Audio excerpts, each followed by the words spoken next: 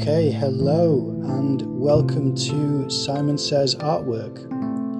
In this video I'm going to be doing a quick portrait on the packaging that you get from a popular parcel delivery company and website. This is a portrait of a woman called Marissa Burgess.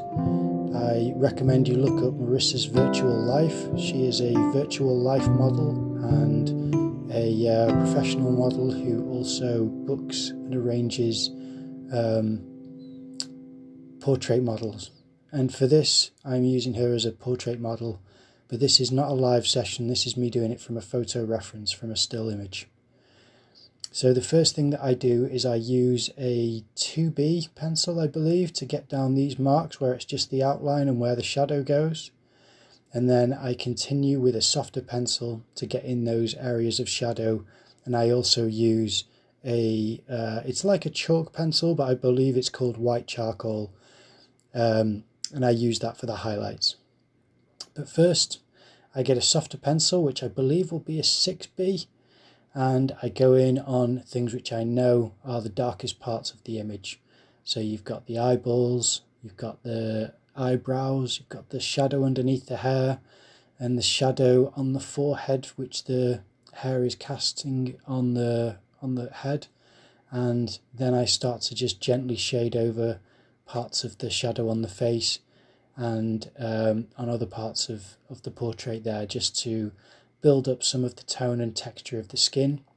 Now I have drawn her eyes slightly larger than will be realistic, but she does have large rounded eyes, and I, just heightened that in my interpretation of the reference. I try to spend enough time getting the hair looking like the reflective light, and spending a bit of time on the earring so that it does it justice, in my opinion, so that you can kind of see what type of earring she's wearing, and you can see the shape and the contours of her hair as it cascades down over her shoulder.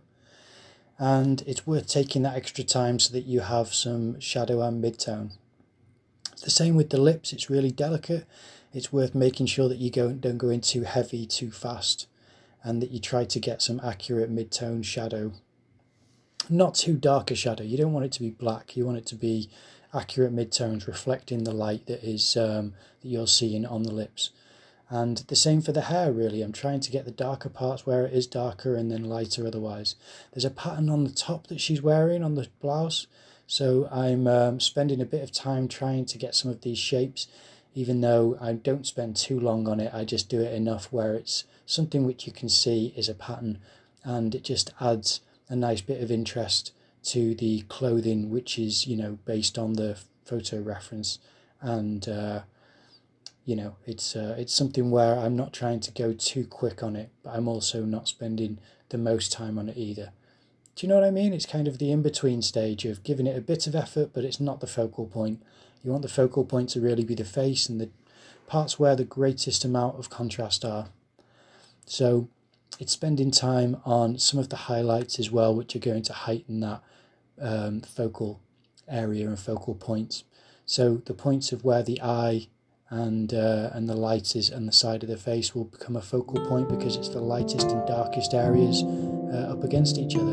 And that's it. It's just a quick example here, but I hope you enjoyed it. And if you did, give the video a like and a comment and subscribe to the channel. All right, thanks.